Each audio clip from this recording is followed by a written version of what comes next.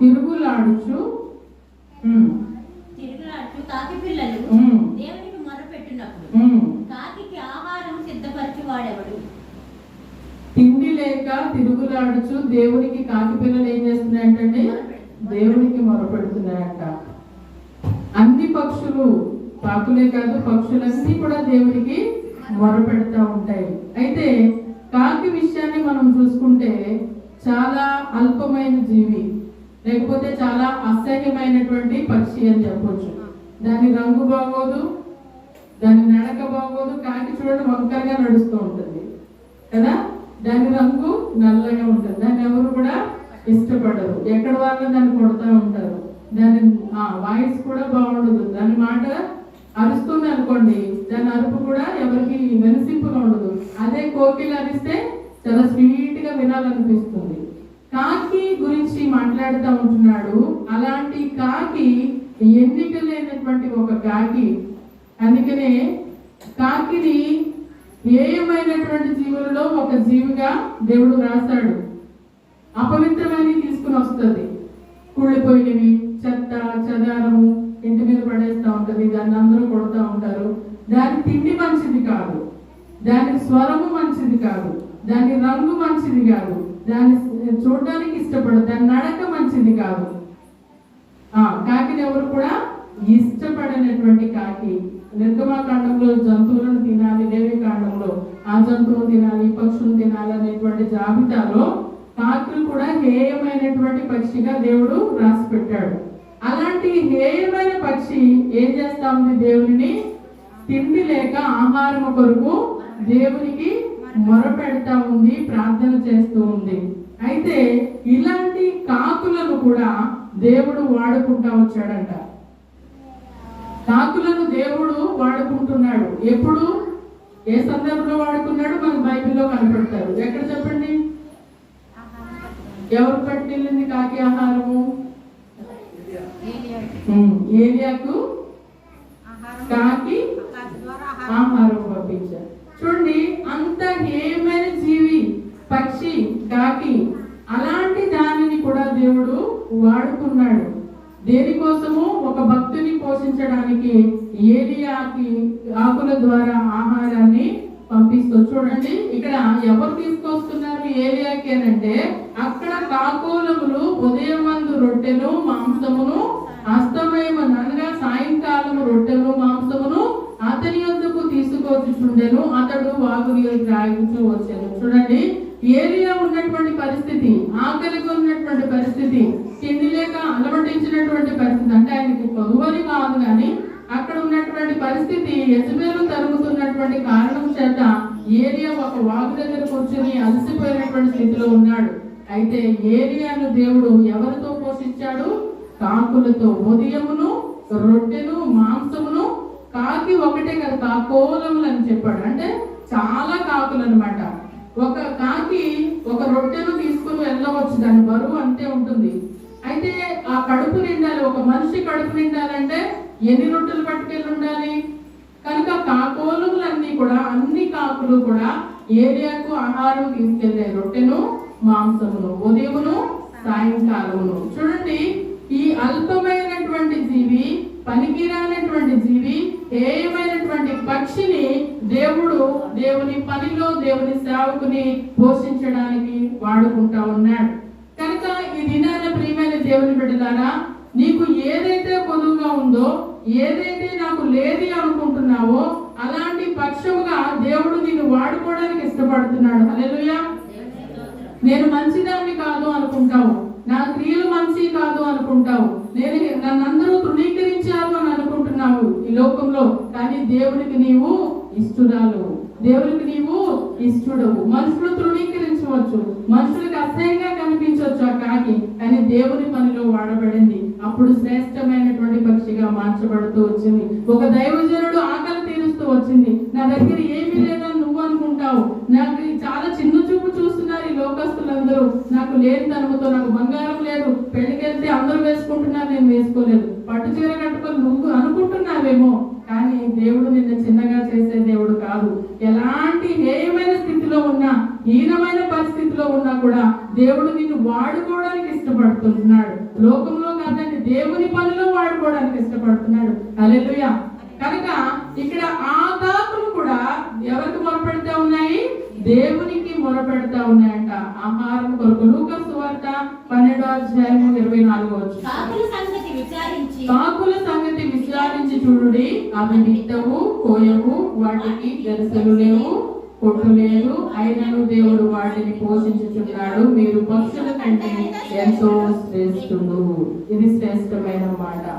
కాకులకు కొట్లు లేవు దాచుకోవడానికి, బ్యాంకులు లేవు బ్యాలెన్స్ పెట్టుకోవడానికి, బీరువాలు లేవు తాళాలేసి దాచుకోవడానికి, ఏమండి వాటి దానాగారాల్లో నింపుకోవడానికి ధాన్యపు కొట్లు లేవు. అయితే కాకుల సంగతి ఒకసారి ఆలోచించి చూడండి, విచారించండి, వాడి గురించి ఆలోచించండి. అవి విత్తవు, నాటవు, కోత కోయవు, గరిసెల్లో కూర్చుకోవు, అయితే అయినను దేవుడు వాటిని పోషిస్తూ ఉన్నాడు. లెక్కలేని జీవినే దేవుడు ఏం చేస్తున్నాడు? పోషిస్తున్నాడు. మరి ఈ దినము మనకెందుకు చింత? నేను అప్పులో ఉన్నాను, బాధలో ఉన్నాను, ఆర్థిక ఇబ్బందుల్లో నలిగిపోతున్నాను. లేదు లేదు, నీకు చింత లేదు. ఎందుకంటే నీవు అన్నిటికన్నా శ్రేష్టమైన వాడు, శ్రేష్టమైన అని దేవుడే చెప్తున్నాడు. ఇదిగో వాటిని అంతగా పోషిస్తున్నాను నేను, వాటికన్నా మీరు శ్రేష్ఠులు కదా. ఎందుకు మనల్ని శ్రేష్ఠులు అంటున్నాడు దేవుడు అంటే, కాకిని దేనితో చేశాడు దేవుడు? మాటతో. ఇదిగో కాకి చేయబడును, నిర్మించబడును అంటే కాకి వచ్చింది, కానీ మనల్ని మాటతో చేయలేదు. ఆయన హస్తములతో చేసుకున్నాడు, ఆయన చేతితో చేసుకున్నాడు, ఆయన ఆత్మను మనలో ఉంచాడు. కనుక మనము వాటికన్నా శ్రేష్ఠులము, మనం వాటికన్నా దేవునికి ఇష్టము. కనుక మీరెందుకు చింతపడతా ఉన్నారు?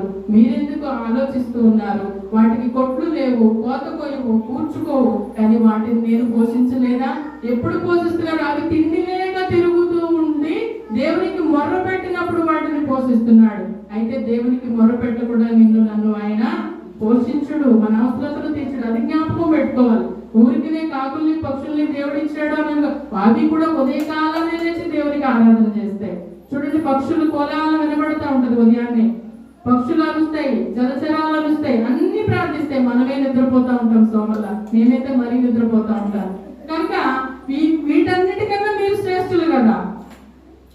నేను వాటన్నిటినీ పోషిస్తూ ఉన్నాను, వాటిని మాటతో చేశాను, పోషిస్తున్నాను. మిమ్మల్ని నా స్వహస్తాలతో నిర్మించుకున్నాను. మీరెంత శ్రేష్ఠులో నాకు, మీరెంత ఇష్టలో నాకు, మరి మీకెందుకు చింత?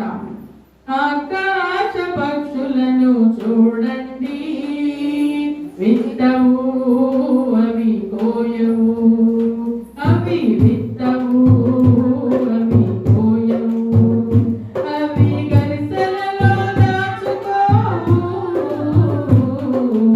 ఆకాశ పక్షులను చూడండి, విత్తవు, అవి కోయవు. స్వార్థమనే వంచన వాటికుండదు, చాటి వాని దోచుకునే మనసు ఉండదు. స్వార్థమనే వంచన వాటికుండదు, చాటి వాని దోచుకునే మనసు ఉండదు. రేపటి గురించి వాడికి చింత ఉండదు, రేపటి గురించి వాడికి చింత ఉండదు.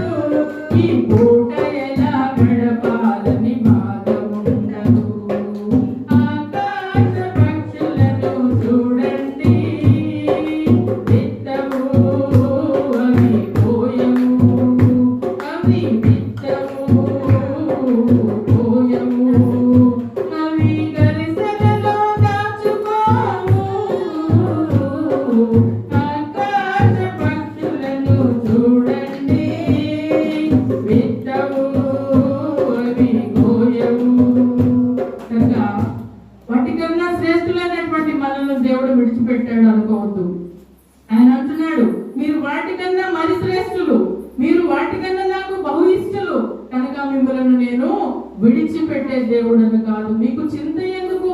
ఇదిగో నాకు ఇంత బాధ ఉంది, ఇంత కష్టం ఉంది, ఇంత వేదన, దేవుని దగ్గర ఇగో ఆహారం లేక మీ పరిగెడతా దేవునికి ప్రార్థన చేస్తున్నాయంట. తిండి లేక తిరుగులాడుచు దేవునికి ప్రార్థన చేసినప్పుడు కాకుల మొరను వినదు దేవుడు. ఈ దినాన నీ నా మొర విని ఆయన మనకు దయచేయడానికి ఇష్టపడుతూ ఉంటున్నాడు. అంత మాత్రమే కాదు, అమరకు సాదృశ్యంగా ఒక చిన్న పిల్లోడు వాని యొక్క విశ్వాసాన్ని గమనిస్తే వాళ్ళ మామ ముసలామె లోపల కూర్చుని గదిలో కూర్చుని తిండి లేక ఒక దినాన దేవుడికి ప్రార్థన చేస్తా ఉందంట. ఆ యొక్క గ్రామంలో అంతా కర్ఫ్యూ నిర్వహించారంట. అంటే బంధు, ఆ గ్రామం అంతా బంధు, కొట్లు తీయకూడదు, రోడ్డు మీద ఏమి నడకూడదు, అన్ని బంద్ చేసి పెట్టారు.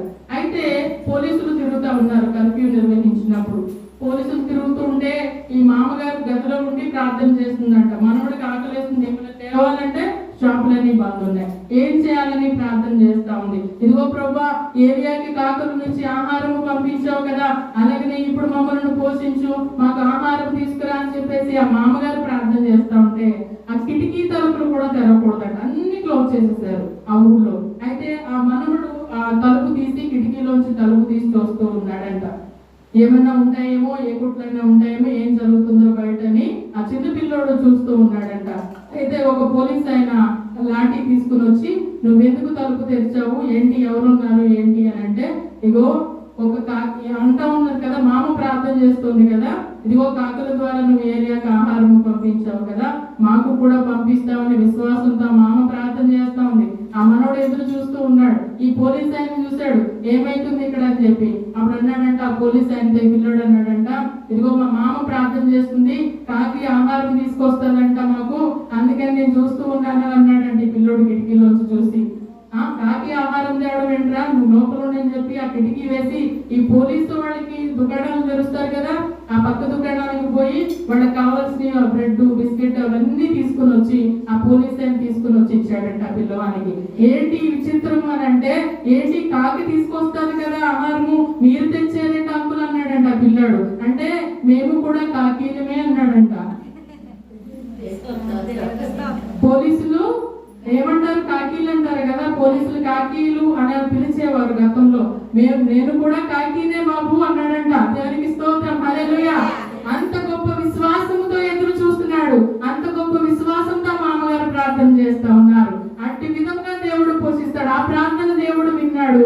ఆ కుమారునికి ఏమి కావాలో ఆ కాకి ద్వారా కాదు కానీ ఆ కాకి ద్వారా దేవుడు పంపించాడు. అలాగే ఈ దినాన నీవు నేను ఏ స్థితిలో ఉండి ప్రార్థించినా కూడా దేవుడు ఆ కాకి ద్వారానే ఆహారాన్ని పంపిస్తా ఉంటాడు. ఏలియాని పోషించాడు. ఇదిగో బలము పొందుకో, బలము తెచ్చుకో, తిండి లేకున్నావు కదా, ఇదిగో కాకును తీసుకొస్తాడు. ఇది కాకి అపవిత్రమైనది కదా అని ఏలియా అనలేదు, కానీ దేవుడు పంపించాడు. ఆజ్ఞకు లోపడ్డాడు, చక్కగా కడుపు నింపుకున్నాడు, తిన్నాడు, బలపడ్డాడు, మళ్ళీ అద్భుత కార్యాలు చేయడానికి బయలుదేరుతూ వెళ్ళాడు. కనుక ప్రియమైన దేవుని బిడ్డలారా, కీర్తన గ్రంథంలో మనం ఒక మాటను చూసి ముగించేస్తాను. 7వ కీర్తన 9వ వచనము. ఎవరిస్తారండి?